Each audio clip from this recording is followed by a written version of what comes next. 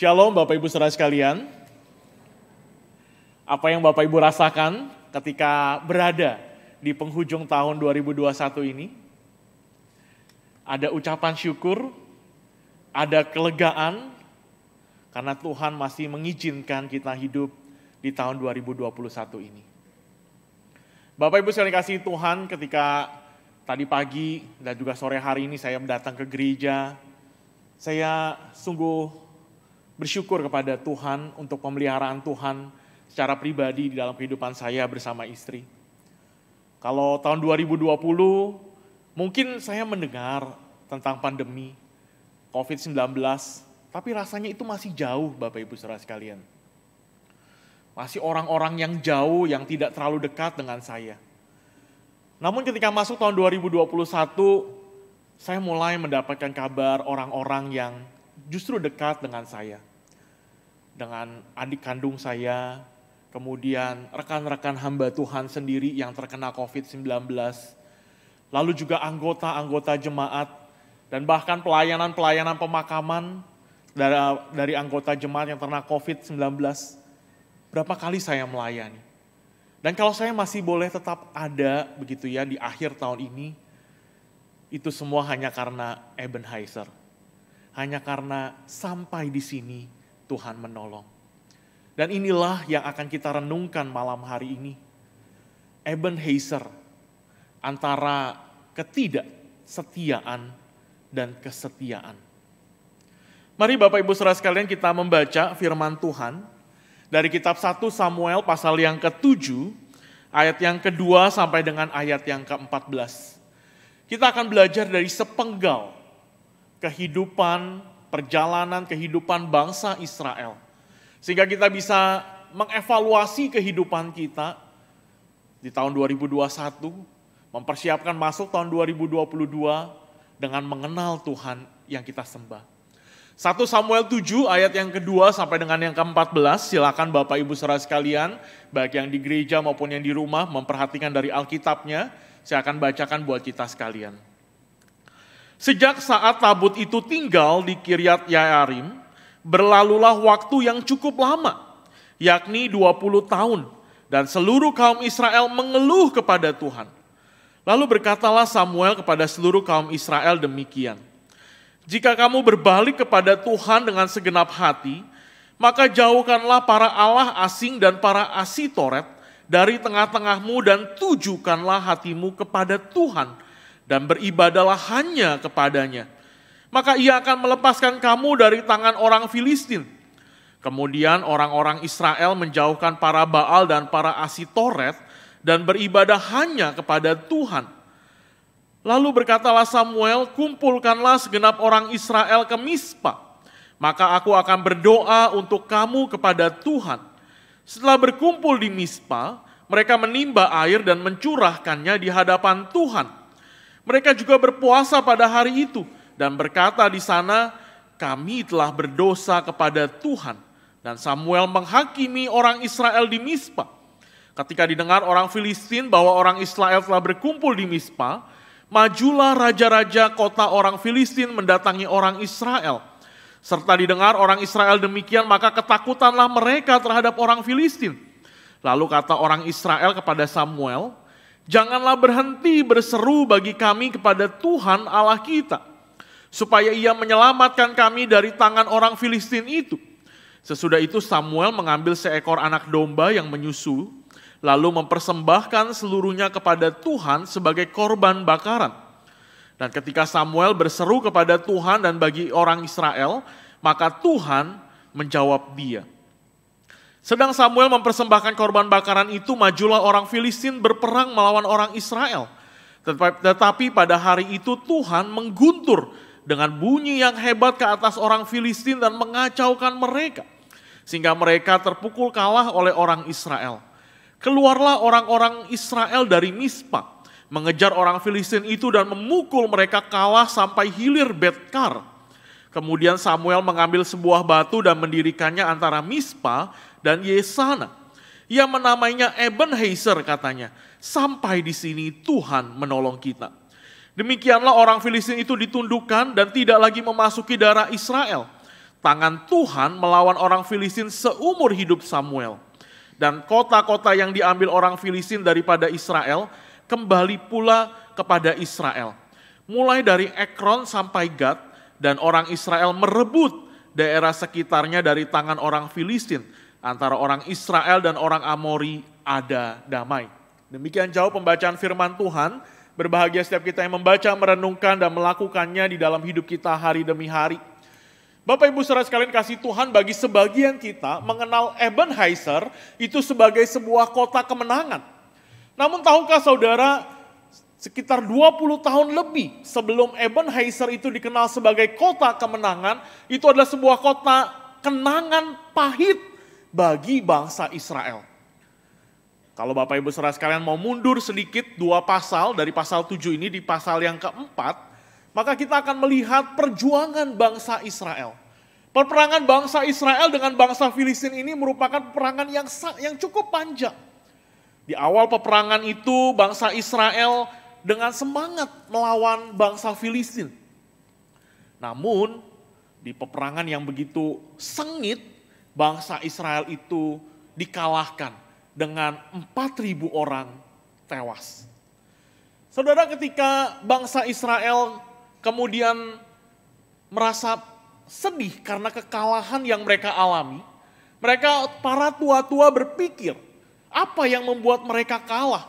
Kemudian mereka berpikir bahwa mereka kalah karena tabut perjanjian Tuhan yang diberikan kepada bangsa Israel itu berada jauh di Silo.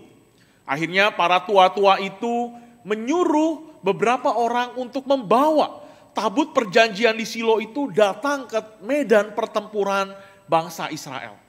Ketika tabut perjanjian itu datang sampai di tempat pertempuran itu, bangsa Israel kemudian bersemangat kembali. Mereka kemudian bersorak-sorai. Sampai-sampai orang Filistin itu ketakutan. Namun nyatanya apa saudara? Meskipun ada tabut perjanjian di tengah-tengah bangsa Israel, tetapi bangsa Israel harus menelan kekalahan yang lebih telak.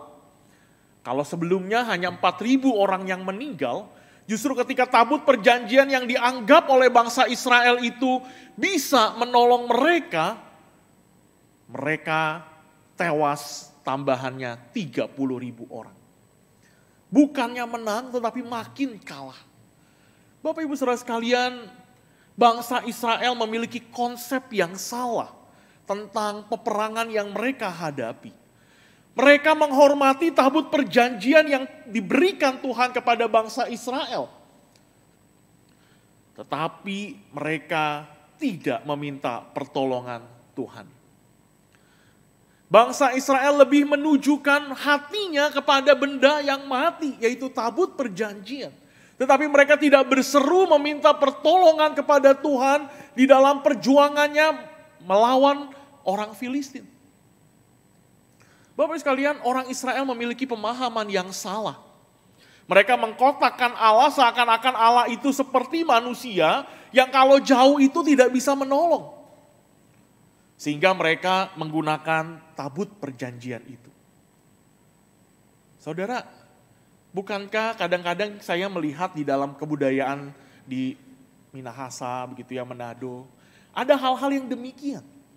Menghormati Alkitab, begitu ya, sangat baik. Tetapi kalau itu sudah tidak ada gunanya, untuk apa? Contohnya begini. Kalau ada orang meninggal, begitu ya, saya melihat ada orang yang meletakkan Alkitab di dalam peti orang mati. Apa gunanya Alkitab bagi orang yang meninggal? Bukankah Alkitab ini lebih diperlukan untuk orang yang masih hidup? Di mana orang yang masih hidup bisa membaca firman Tuhan, kemudian Tuhan berbicara dan mengubah kehidupannya dibandingkan orang yang sudah mati. Bapak Ibu saudara sekalian, bukankah sebagai anak-anak Tuhan, sebagai umat pilihan Tuhan, kita harus menunjukkan hati kita hanya kepada Tuhan, bukan kepada benda mati yang kelihatan. seperti yang dilakukan oleh bangsa Israel ketika berperang.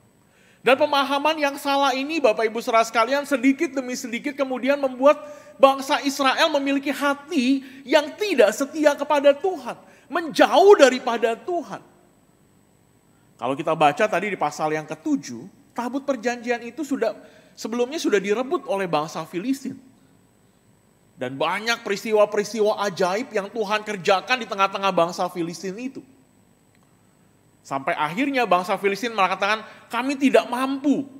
Karena apa? Dewa Dagon mereka jatuh, kemudian banyak orang yang ada di kota itu kemudian terkena penyakit.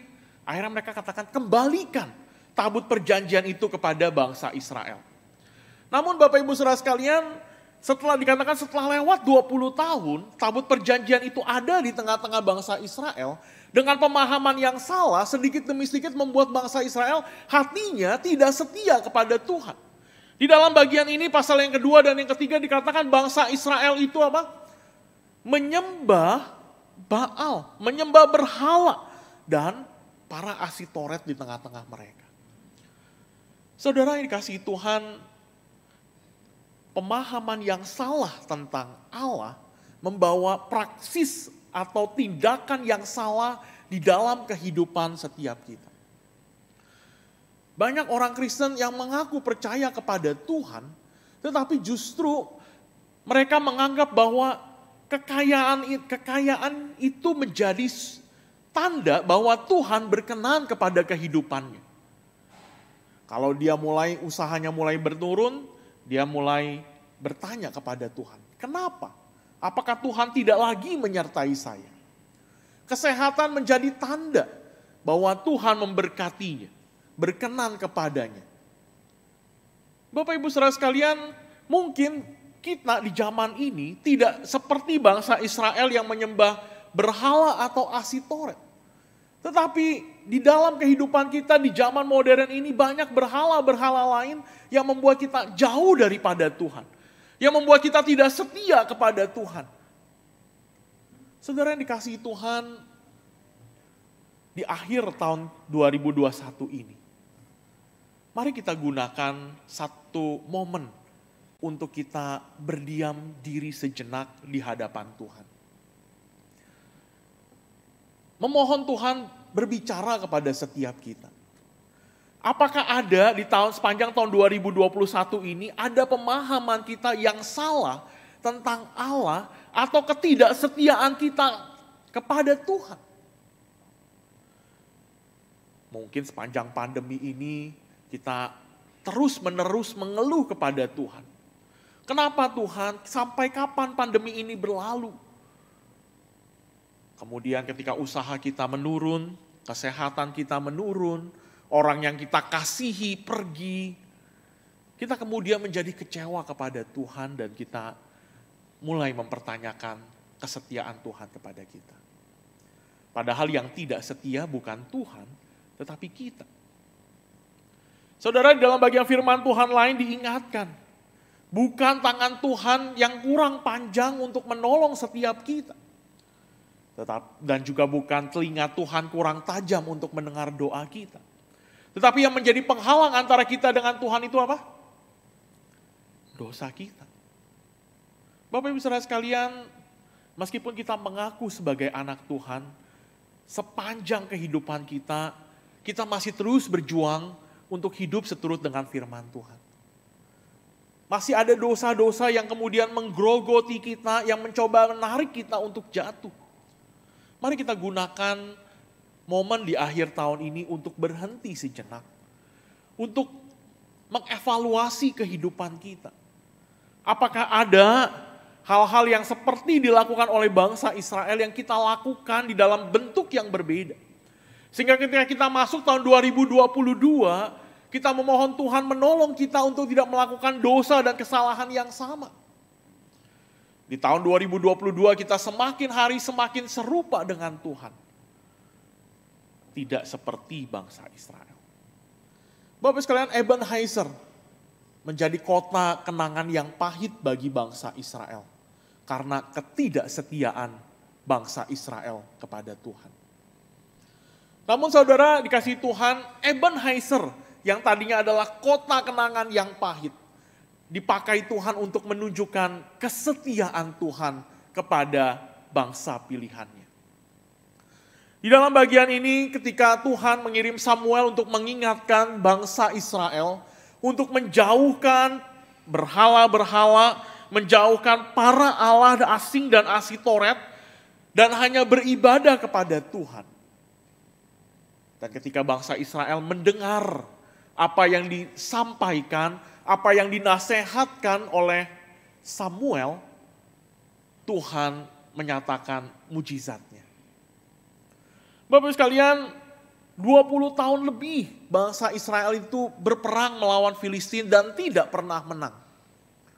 Ketika mereka berbalik kepada Tuhan, di sana dikatakan Tuhan menyatakan mujizatnya dan kuasanya. Ketika bangsa Israel itu berperang, Tuhan mengguntur, membuat bangsa Filistin yang selama ini gagah perkasa, mereka dikacau balaukan dan dapat dikalahkan oleh orang Israel.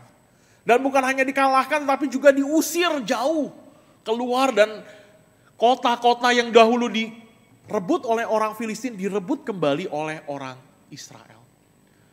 Bapak Ibu Saudara sekalian, peristiwa ini ketika bangsa Israel kembali kepada Tuhan, Tuhan itu begitu setia menantikan bangsa Israel ini kembali kepada Tuhan. Meskipun bangsa Israel mengabaikan Tuhan, Tuhan tidak mengabaikan bangsa Israel.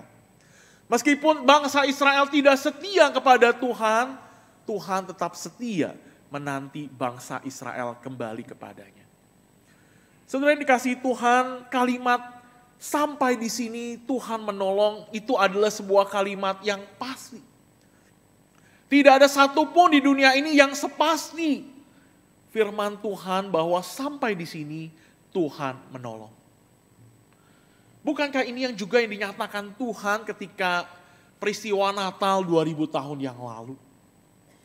Ketika para malaikat datang kepada Yusuf dan mengingatkan ketika Yusuf ingin menceraikan Maria, Tuhan berkata bahwa Maria akan melahirkan seorang anak yang akan dinamakan Yesus karena dia akan menyelamatkan umatnya, tetapi dia juga akan dinamakan apa? Immanuel, yang artinya Allah beserta dengan kita. Bapak Ibu Saudara sekalian, kehadiran Tuhan Yesus itu jauh sebelum kita mengaku percaya kepada Dia. Bahkan ketika kita masih menjadi seteru Tuhan, Tuhan sudah merencanakan semuanya. Itulah bentuk kesetiaan, bentuk kasih Tuhan kepada bangsa pilihan dan umat pilihan Tuhan. Sehingga Ebenezer merupakan lambang kesetiaan Tuhan kepada umat pilihannya. Bapak Ibu Saudara sekalian dikasihi Tuhan, kalau Tuhan bisa mengubah Ebenezer dari kota yang penuh kenangan pahit menjadi kota kemenangan. Kalau Tuhan bisa membuat bangsa Filistin yang selama ini mengalahkan Israel, membuat bangsa Israel menang, bukankah Dia Tuhan yang sama yang menyertai kita? Bukankah Dia Tuhan yang sama yang akan menolong kita melewati hari-hari kehidupan kita? Saya tidak tahu apa yang akan terjadi di tahun 2022 di dalam kehidupan kita. Apakah akan semakin baik, pandemi menurun, atau semakin mengganas? Apakah ekonomi kita akan membaik, atau justru semakin menurun? Saya juga enggak tahu. Apakah kita yang saat ini keadaannya sehat, tahun depan kita masih ada dan ketemu? Saya juga enggak tahu. Namun saudara, Tuhan yang sama akan menolong kita melewati tahun 2022. Tuhan yang sudah begitu setia menolong kita melewati tahun 2021, Dia adalah Tuhan yang sama akan menolong kita. Saudara, sebuah kalimat yang sungguh memberkati saya dan pernah saya sampaikan di beberapa kesempatan di ibadah Natal tahun ini, mengatakan demikian. Omikron is against you. But He is who omnipotent, He is who omnipresent, is be with you and help you. Artinya apa? Omikron saat ini begitu membuat kita khawatir dan menakutkan. Di Eropa kita mendengar berita bahwa kasus Omikron menaik dengan sangat cepat. Namun jangan kita lupa bahwa Dia yang omnipresent, maha hadir, bahwa Dia yang omnipotent, maha kuasa, itu selalu bersama dengan kita dan menolong kita. Saudara, ini adalah Allah yang sama. Allah yang menciptakan langit dan bumi. Allah yang terus berkarya ketika manusia memberontak kepada Dia, menyatakan kasih setianya kepada manusia, bangsa pilihan. Tetapi Dia juga adalah Allah yang sama sampai saat ini, bahkan selamanya. Biarlah perenungan pada sore hari ini menolong kita. Kalau biasanya mengakhiri tahun kita mempersiapkan banyak hal. Mempersiapkan makanan, minuman, kembang api, dan sebagainya. Mungkin itu cukup menyenangkan, namun gunanya hanya sebentar. Makan minum membuat kita kenyang paling 3-4 jam. Kembang api paling kita nikmati 3-4 menit. Namun saudara, mari kita mengambil waktu di akhir tahun ini. Untuk apa? Untuk mempersiapkan hati dan pikiran kita masuk tahun 2022. Dengan apa? Dengan introspeksi diri. Apakah ada hal-hal yang kita lakukan yang belum berkenan kepada Tuhan sepanjang tahun 2021? Sehingga ketika kita memasuki tahun 2022, kita menjadi pribadi yang lebih baik.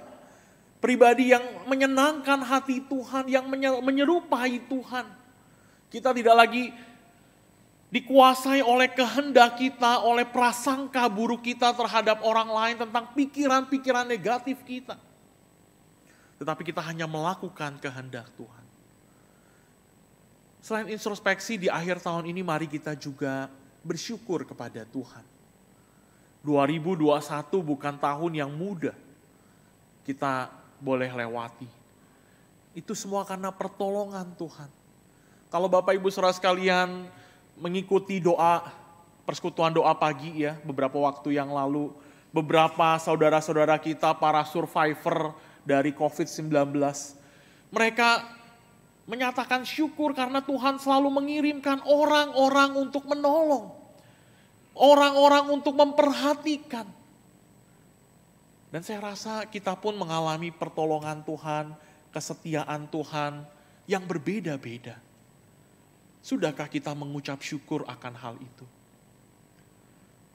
Dan ketika kita mengenal Dia adalah Allah yang setia, maka kita dengan penuh iman berani melangkah masuk tahun 2022.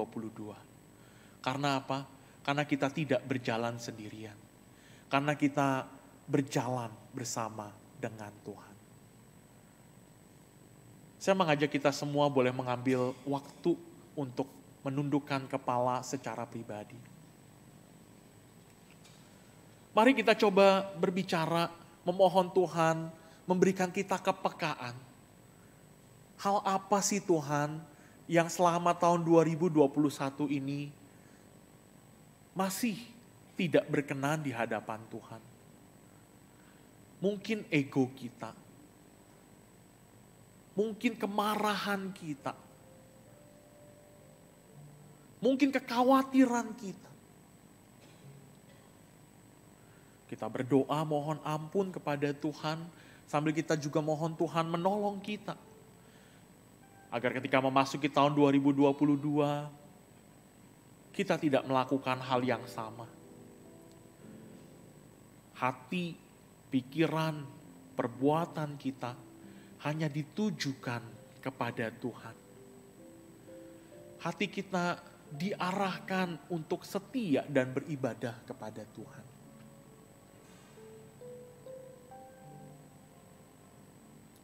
berdoalah secara pribadi kepada Tuhan. Mohon Tuhan menolong.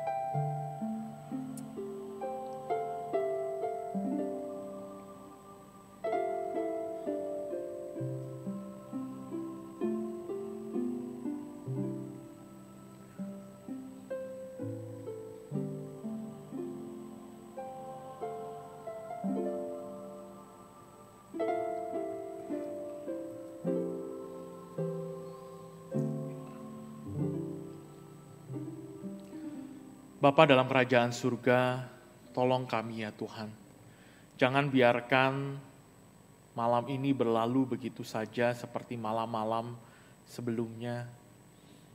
Tolong kami untuk boleh datang, diam di hadapan Tuhan, mengingat perjalanan kehidupan kami sepanjang tahun 2021. Kami menyadari masih banyak kekurangan di dalam hidup kami. Kami menyadari dan mengakui masih banyak dosa yang kami lakukan ya Tuhan. Tolong Tuhan, bukakan satu demi satu. Dan biarlah hati kami hancur ya Tuhan atas segala dosa dan kesalahan yang kami lakukan. Sehingga ketika kami akan memasuki tahun 2022 yang Tuhan percayakan kepada kami, Tuhan menolong kami meninggalkan semua dosa dan kesalahan itu. Kami menjadi pribadi-pribadi yang lebih baik. Kami menjadi pribadi-pribadi yang serupa dengan Tuhan. Kami menanggalkan keegoan kami menanggalkan kemarahan kami menanggalkan hal-hal yang tidak berkenan kepada Tuhan. Dan kami bersyukur ya Tuhan, meskipun kami adalah orang-orang yang tidak setia, namun Tuhan terus setia kepada kami. Sehingga pada kami boleh mengakhiri tahun 2021 ini karena kebaikan Tuhan. Dan kami tidak menyia-nyiakan kebaikan Tuhan itu. Tetapi kami terus mengingat akan kasih setia Tuhan yang membuat kami memiliki iman yang terus bertumbuh untuk terus bersandar dan mengandalkan dan bergantung kepada Tuhan yang maha kuasa, yang terus menyertai langkah kami, yang terus menolong kami. Ketika kami jatuh, Engkau akan menopang kami hingga kami boleh bangkit.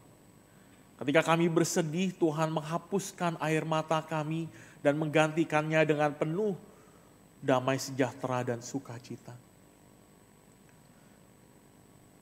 Sehingga kami mampu memasuki tahun 2022 dengan iman, karena Tuhan menolong kami.